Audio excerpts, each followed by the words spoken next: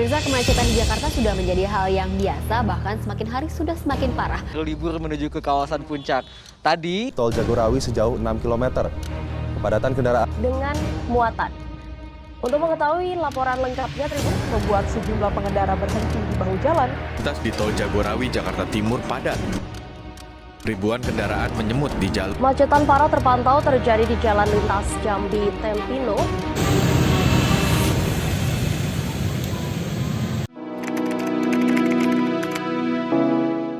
Kemacetan merupakan keadaan tersendatnya hingga berhentinya arus lalu lintas.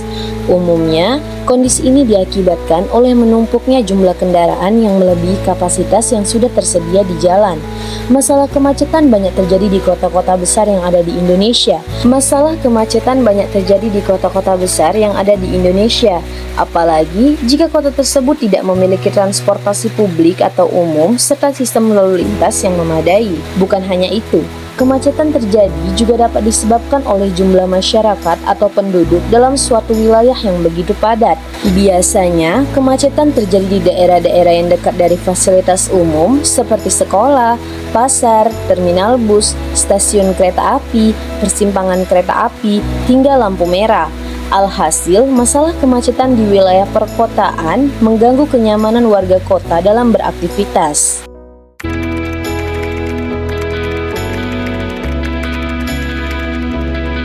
Kota Medan sebagai sentral ekonomi di daerah Sumatera Utara mempunyai perkembangan dan pertumbuhan ekonomi yang sangat pesat. Kota Medan merupakan kota ketiga terbesar di Indonesia setelah Jakarta dan Surabaya.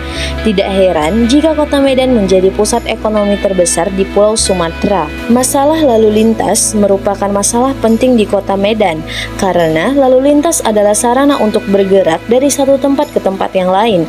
Apabila lalu lintas terganggu atau terjadi kemacetan, maka mobilitas penduduk juga akan mengalami gangguan. Dampak dari gangguan ini misalnya pemborosan bahan bakar, waktu, dan polusi udara.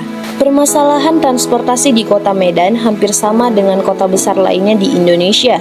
Masalah transportasi disebabkan karena tidak seimbangnya jumlah kendaraan dengan kapasitas jalan, rendahnya sumber daya manusia pengguna jalan raya, sarana pendukung seperti marka jalan, lampu pengatur lalu lintas, jembatan penyeberangan, fasilitas pejalan kaki, dan fasilitas berdasarkan jenis kendaraan yang digunakan sangat kurang memadai. Jalan Perjuangan merupakan salah satu jalan yang ada di Kota Medan yang memiliki volume kendaraan yang cukup tinggi baik di pagi hari maupun malam hari. Berdasarkan pengamatan secara langsung di lapangan, dapat kami temui bahwa ada beberapa faktor yang menyebabkan terjadinya kemacetan lalu lintas.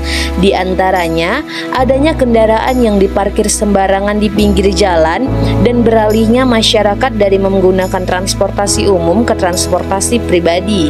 Di wilayah perkotaan biasanya seringkali ditemui kendaraan yang diparkir secara sembarangan. Hal tersebut bisa terjadi karena minimnya tempat untuk parkir bagi kendaraan yang ada di wilayah perkotaan. Kendaraan yang diparkir di pinggir jalan sudah tentu akan memakan sebagian dari badan jalan, yang mana itu akan memicu terjadinya kemacetan transportasi lalu lintas. Adanya peralihan masyarakat dari menggunakan transportasi umum ke transportasi pribadi telah memberikan permasalahan baru bagi dunia lalu lintas. Mengapa hal itu terjadi?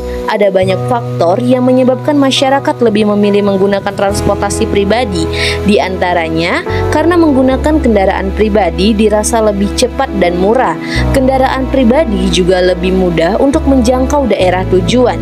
Tidak salah jika jalan-jalan yang ada saat ini menjadi padat dipenuhi oleh kendaraan, yaitu kendaraan pribadi.